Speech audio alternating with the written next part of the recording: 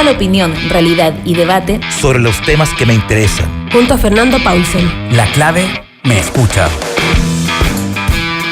¿Cómo están? Bienvenidos a Combinación Clave. Estamos listos ya con nuestra primera entrevista de esta mañana. Ella es Alejandra Contreras, directora ejecutiva del Consorcio de Universidades Estatales. Además, ex jefa de División de Educación Superior en el segundo gobierno de la presidenta Michelle Bachelet. Alejandra, ¿cómo está? Hola, Fernando. Muy buenos días. Bueno, queríamos ver cuando todos están viendo el presupuesto 2021 y empiezan a haber tironeos entre si es que se dio lo correspondiente aquí y allá, mientras todavía está un signo de interrogación bastante grande sobre la situación educacional en el país, ¿qué tanto hay una valoración de la situación educacional que se materializa o se refleja en el presupuesto del próximo año, Alejandra? Bueno, yo creo que en nuestra evaluación y también en la que han hecho los parlamentarios, dada cómo se ha dado la discusión de la ley de presupuesto, creemos que no existe una adecuada valoración, como tú señalas, de lo que está desarrollando en este momento la educación superior, especialmente estatal, en contexto de esta pandemia, ¿verdad? Y en el sentido de la importancia que estas instituciones tienen para el desarrollo del país, porque como tú bien sabes, la ley el presupuesto de educación superior ha sido rechazado en las dos instancias en que se ha visto, tanto en la subcomisión mixta y el día antes de ayer en la comisión mixta de presupuesto. Por tanto, seguimos sin presupuesto, digamos, en esta instancia ya de discusión. Y eso, bueno, justamente refleja que la propuesta del Ejecutivo no se condice con las necesidades que están experimentando las instituciones, dado que no solamente no hay un aumento, digamos, sino que hay una rebaja de los fondos que están destinados a estas instituciones, especialmente en sus fondos que nosotros denominamos basales, es decir, los que se entregan directamente para el funcionamiento y que no están sujetos ni a proyectos, ni a concursos, etcétera, que son aquellos que las instituciones tienen presupuestados para desarrollar sus actividades básicas. Sí, ahora, ¿cómo se nota eso de que de alguna manera no está reflejada la valoración? ¿Es solamente un problema de plata o también es un problema de dónde se ubica esa plata? Yo creo que más bien es un problema de ambas cosas, en el sentido de que si bien el Ministerio de Educación ha señalado que el presupuesto no tiene una baja considerable en relación al año anterior, el presupuesto en su conjunto de educación superior, sí existe una redistribución de los recursos y eso es un poco lo que nos preocupa porque evidentemente la gratuidad es un ámbito que requiere un incremento todos los años, ¿verdad? Dado que se incorporan nuevas instituciones, nuevos estudiantes, etcétera, y por tanto es un gasto creciente y eso es algo que se sabía al momento de definir esta nueva política de financiamiento de los estudiantes de educación superior y en lugar de incrementarse estos recursos con fondos provenientes del Tesoro Público, lo que se hace básicamente acá es redistribuir recursos desde el propio presupuesto de educación superior y por tanto disminuir los fondos que están destinados a las instituciones. Ahora, estos fondos también hay que señalar que no son fondos que se utilicen para otra cosa que no sea también justamente la atención a los estudiantes, por tanto están muy vinculadas ambas cosas y el reducir los fondos basales de las instituciones se está perjudicando también la acción no solamente docente, sino que la investigación y todas las actividades de vinculación con el medio, lo que se ha hecho este año en tratar de paliar los efectos de la pandemia, ¿verdad? Todos esos elementos provienen de estos recursos y por tanto se ven fuertemente afectados. ¿Y cuál es el argumento que se da, que se ha entregado para esto que tú estás señalando, que la educación superior tenga recursos insuficientes a juicio de usted? ¿Qué plantea el Ejecutivo, el Ministerio de Hacienda, cuando ustedes llevan la queja de lo que estabas tú recién diciendo? Bueno, ahí el tema de la gratuidad es uno de los elementos que se ha utilizado como argumento fuerte, ¿verdad? Esto de que requiere incremento de recursos, etcétera, y que no es posible, digamos, que la educación superior aumente sus recursos en proporción a otras áreas de educación. Siempre se hace la comparación con educación parvularia, ¿verdad?, con la educación escolar. Y esa es una mirada que nosotros creemos equivocada porque en realidad el presupuesto de la nación es uno solo, o sea, no son cajas separadas, ¿verdad?, que educación en su conjunto tenga que ser autosustentada y tenga que no relacionarse con el presupuesto de las otras áreas de la nación. Y por tanto, cuando se habla de que los recursos deben ser incrementales, no estamos pensando que se le quiten recursos a otros ámbitos del nivel educacional, sino que son recursos que deben provenir, por ejemplo, de los fondos que están en este año en el Tesoro Público, que están de libre disposición para que se han negociado, ¿verdad?, entre el Ejecutivo y la oposición para efectos de hacer frente a la pandemia, y hay un conjunto de recursos que perfectamente permitirían mantener los fondos que las instituciones deben utilizar. Entonces, el cómo se distribuye el presupuesto, en fondo, es lo que se está alegando. Acá nosotros entendemos que hay una situación de crisis, que no se puede buscar un incremento de recursos, pero creemos que lo razonable es que los recursos que existen y que las instituciones han presupuestado para su desarrollo se mantengan y que no se observe una reducción desde el día 1, digamos, en que las instituciones tendrían que contraer sus gastos para poder funcionar con este nuevo presupuesto. Sí, hay un montón de cosas relativamente novedosas en la educación superior. Una de ellas era esta denominada prueba de transición universitaria, que, bueno, es un signo de interrogación hoy día. ¿Qué significa? Eso me imagino que también requiere estar financiada. ¿Cuál es la situación de esta nueva prueba? ¿Y cómo se está eso registrando en las posibilidades futuras? Bueno, efectivamente la prueba de transición es una prueba que está desde este año administrada por la Subsecretaría de Educación Superior, a diferencia de los años anteriores, que era directamente administrada por el Consejo de Rectores y a través de la Universidad de Chile se ejecutaba, ¿verdad?, el DEMRE. La ejecución continúa en manos del DEMRE por un convenio ahí que se ha celebrado con la Subsecretaría, porque es la entidad más especializada en estas materias, ¿verdad?, y que tiene una trayectoria histórica en el tema.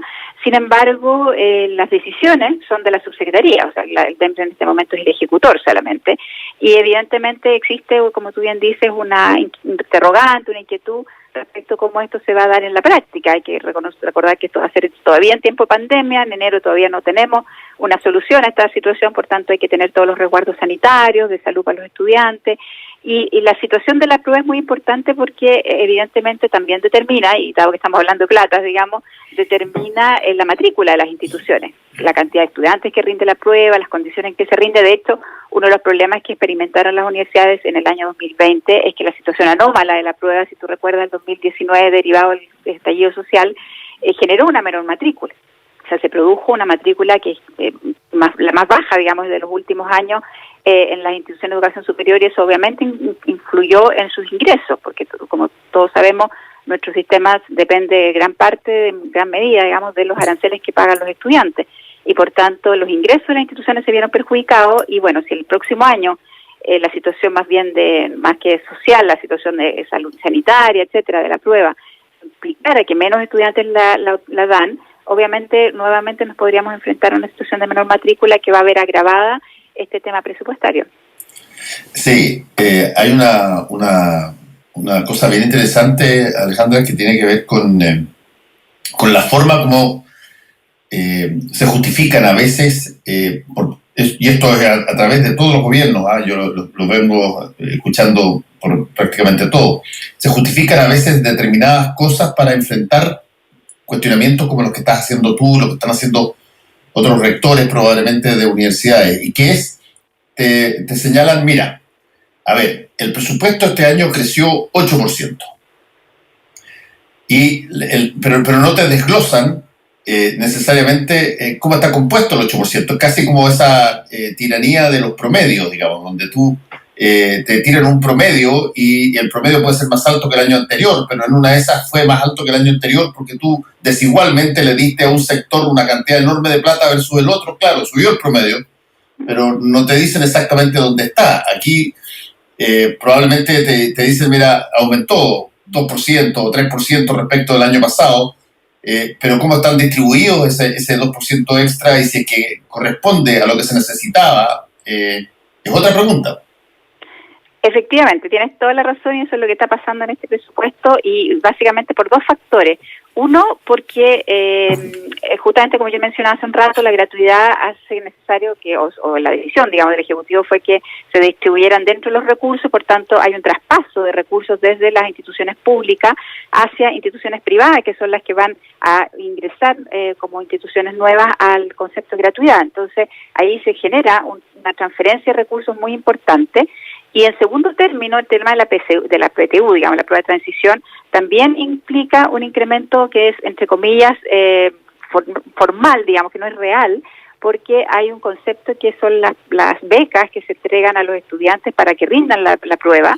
Eso es un gasto que se ha hecho históricamente, digamos, siempre se ha gastado recursos en estas becas. Sin embargo, hasta el año anterior esos recursos los gastaba la JUNAEB, que es otro organismo, digamos, dentro del contexto de educación que no está en el presupuesto de educación superior.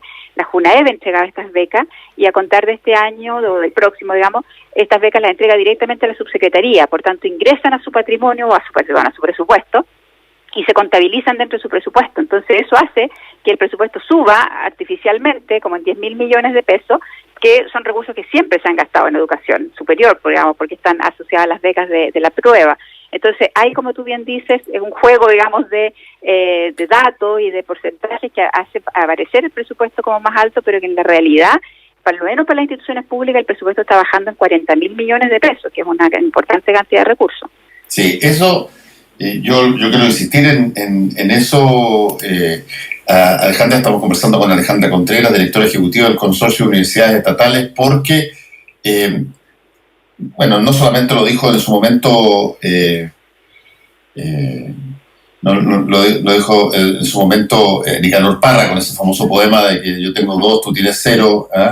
Nosotros tenemos en promedio 1 cada uno. Uno cada uno. Claro. En el caso de los presupuestos, en general uno dice, a ver, aumentó esto 2% o 3% u 8% respecto del año anterior, pero no se desglosa adecuadamente cómo se compuso ese aumento, y probablemente el aumento está puesto en montones de cosas que en una de esas no tienen una relevancia tan importante para la educación superior como otras. Por ejemplo, aquí estoy viendo que el programa de acceso PASE, por ejemplo, disminuye en 15%, que era una de las cosas que se consideraba extraordinariamente importante en términos de su financiamiento permanente, digamos. ¿Cómo se compensa eso para llegar a este 2% de superioridad respecto del año anterior? Bueno, efectivamente, lo que me estás leyendo la mente. Yo iba a mencionarte lo del pase porque es un elemento que me parece a mí muy relevante, sobre todo en el contexto en que estamos. Todos sabemos que el año 2019 no ha sido normal para los estudiantes, especialmente en la enseñanza escolar, ¿verdad? Que la no presencialidad les ha dificultado el avance. Y el programa PASE, para quienes no lo conocen, es un programa que apoya a los jóvenes de los establecimientos más vulnerables del país para que puedan ingresar a educación superior sin resultados de PSU, es decir, no consideran los resultados, si no les va bien, igual ellos pueden ingresar a las mejores universidades del país en la medida que son del grupo de mejor alumnos de su colegio o de el liceo. Entonces, estos chicos reciben apoyo tanto en su tercer y cuarto medio como también en el primer año de universidad para poder avanzar y nivelarse, etcétera. Entonces son recursos básicamente de nivelación, de apoyo académico, etcétera. Entonces que ellos se reduzcan justo ahora en que los jóvenes más van a necesitar este apoyo dado la situación escolar del 2020, resulta extraño, ¿verdad? Y resulta poco comprensible desde el punto de vista de la inclusión que necesitamos en el país para que precisamente la equidad, ¿verdad? Y las condiciones en que los estudiantes desarrollan sus años escolares se pueda ir equiparando. Entonces, ese es un caso, digamos, me parece bien significativo de demostrar que esta rebaja no está necesariamente apuntando a las necesidades efectivas de la educación y de los jóvenes. Y como tú dices, no es tan fácil explicarlo, digamos, pero efectivamente los incrementos se están produciendo en ámbitos que son asociados más bien a la transferencia de recursos hacia las instituciones privadas, básicamente lo que yo te mencionaba de gratuidad. Hay otro fondo concursable que también está dirigido a instituciones privadas, y el cual incrementa sus recursos respecto al año anterior. Entonces, lo que nosotros observamos es que acá hay una política clara de transferencia de recursos desde lo público a lo privado, y eso es algo que evidentemente a los rectores de las instituciones estatales les preocupa mucho, porque obviamente la responsabilidad del Estado respecto a sus instituciones es algo que no se refleja en este presupuesto. Sí. ¿Cuál es la forma perdón, antes de eso, una cosa previa a esto? ¿Es normal que, por ejemplo, antes de presentarse el presupuesto de cada año, haya algún grado de conversación o de interrelación con, por ejemplo, el sector ya sea para advertir que esta cosa viene de una determinada manera o para preguntar algo, eso es muy raro, o lo que estoy hablando. No. Mira, en general los presupuestos no son tan conversados, eso es algo real y hay que reconocerlo. En general uno cuando uno está en el lado sectorialista, ¿verdad? A mí me tocó estar en el ministerio, a uno le toca trabajar el presupuesto con la Dirección de Presupuesto, Ministerio de Hacienda, pero uno como ministerio sectorialista es quien tiene que tomar el rol de defender a su sector, digamos, y a uno le corresponde entonces ir a tratar de obtener los mejores resultados y el mejor presupuesto posible para el sector. Y en ese trabajo, evidentemente, uno desde el Ministerio de Educación muchas veces genera interacciones en este caso con las universidades o con los rectores para poder más o menos saber cuáles son las prioridades, los énfasis, ¿verdad? Pero o qué programas hay que mejorar, cuáles han ido funcionando bien o mal, etcétera, y con eso poder tener los argumentos para defender el presupuesto. A mí me correspondió, por ejemplo, toda la instalación de las 2 universidades estatales nuevas, ¿verdad? De O'Higgins y Aysén, sí. Y evidentemente en ese caso hubo mucha conversación con los 2 rectores que habíamos nombrado para poder conocer cuáles eran sus presupuestos. Ellos elaboraron sus presupuestos y todo eso hubo que incorporarlo en el presupuesto público. Entonces, claro, hay situaciones en que eso es necesario. Pero evidentemente el Ministerio Sectorialista no se puede comprometer con un presupuesto porque finalmente lo elabora la DIPRES, porque tiene que obviamente evaluar el contexto, ¿verdad? Y evaluar el conjunto de todos los presupuestos, todos los ministerios y hacer los ajustes necesarios. Entonces, lo que resulta finalmente, incluso el Ministerio del Sector no lo conoce hasta el último minuto. Pero sí, evidentemente, hay una necesidad de tener un vínculo muy cercano y muy fluido con los distintos actores. Hay un punto que me parece a mí extraordinariamente interesante. Alejandra, estamos conversando con Alejandra Contreras, directora ejecutiva del Consorcio de Universidades Estatales, que me parece tremendamente interesante, Alejandra, a partir de lo que estamos viviendo, y que es el tema tecnológico.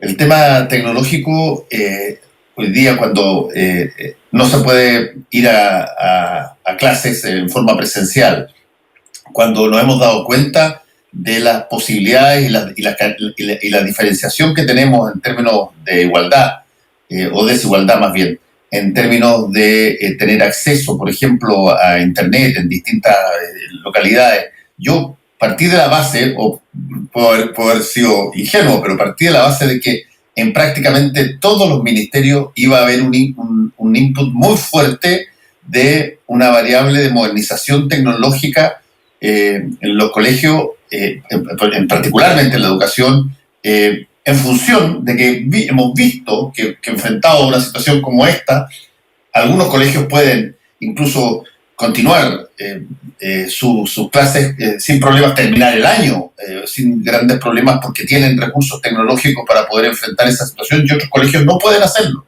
Yo dije, bueno, me imagino que ¿dónde se corrige este desequilibrio? Bueno, se corrige en el próximo presupuesto, supongo yo. ¿Estoy muy fuera del tarro o no? No, efectivamente, yo creo que para todos ha sido una sorpresa. Primero lo que tú bien decías al principio, yo creo que la pandemia nos ha permitido ver cosas que antes teníamos un poquito normalizadas, o sea que no veíamos en nuestra realidad. Es decir, los establecimientos educacionales y las universidades sobre todo han suplido muchas de las carencias que tú mencionas, por ejemplo, en términos de acceso de la tecnología. Sí. Los estudiantes, digamos, no tienen el acceso en su casa, por tanto pasan casi 24 horas, digamos. Hay, tú sabes, universidades que tienen salas 24 horas disponibles para los estudiantes, digamos, para que ellos puedan no tener que ir y puedan ahí hacer cuando están en periodo de examen, etcétera, los chiquillos se quedan y pueden ahí tener todo su acceso a Internet, etcétera. Entonces, evidentemente eso estaba cubierto por las instituciones, que en este caso no ha podido hacerse porque no puedes ir presencialmente, y evidentemente se refleja entonces las inequidades que existen en nuestro país en materia de acceso a la tecnología, y justamente es uno de los ámbitos o roles que uno esperaría que el Estado asuma como parte de sus responsabilidades. Hasta ahora no ha sido lo suficiente, creo yo. Digamos, ha habido acción, evidentemente, pero por lo menos el ámbito que yo conozco bien, que es educación superior, quien ha asumido ese rol en este instante han sido las universidades directamente, o las instituciones de educación superior en su conjunto. En el caso de las universidades estatales se han gastado más de 10.000 millones solamente en proveer a los estudiantes de conectividad con estos planes móviles, etcétera, entregándoles laptop o tablet, digamos, para que puedan acceder a las clases y puedan ellos estar conectados, porque una de las premisas básicas es el tema de la equidad, y por tanto la equidad no se manifiesta solamente en tener al alumno matriculado, sino que realmente ellos puedan acceder al servicio académico, y eso significaba en este caso una inversión muy fuerte en materia de conectividad. Esos recursos son de presupuesto propio de cada universidad, o sea, no los han recuperado, nadie les ha dado un aporte especial para hacer esos gastos. Entonces, evidentemente acá ha habido una carencia de la presencia del Estado en materia de solventar o disminuir, digamos, estas diferencias de acceso que son esenciales para poder mantener la equidad o la igualdad en el acceso a la educación superior en este caso, y bueno, en lo escolar creo que está pasando algo parecido. Estamos conversando con Alejandra Contreras, directora ejecutiva del Consorcio de Universidades Estatales. Hay otra variable, Alejandra, que es un poco más, yo te diría, más fina en términos cualitativos, pero que es un rol que también las universidades de alguna manera cumplen. Una de las cosas que te permite también entender no solamente una situación como la pandemia, sino que una vista, un vistazo a una década o 2 décadas de quienes vienen egresando de las universidades, es cómo la educación superior de alguna manera estimula a que personas ingresen a carreras que el país necesita. No necesariamente a las cosas que a cada uno le gustan, que eventualmente pueden terminar en un montón de carreras que son muy interesantes, que en una de esas puede vivirse una vida plena en esa situación, pero que quizás hay otras que son tremendamente necesarias en el marco de la ciencia, en el marco de la ingeniería o en el marco de las humanidades, que el país necesita, porque o carece de eso, o tiene que importarla, o tiene que, de alguna manera, paliar ese déficit. ¿Cómo las universidades generan incentivos? Yo partiría creyendo que entre un montón de cosas tienen que ver con las formas de ingreso o con los estímulos que se den en determinadas carreras para generar, por ejemplo, que entren más profesores, estudiantes de pedagogía, o que entren más personas en el ámbito tecnológico. ¿Cómo se hace esa conversación con lo que el país necesita y con lo que la gente prefiere?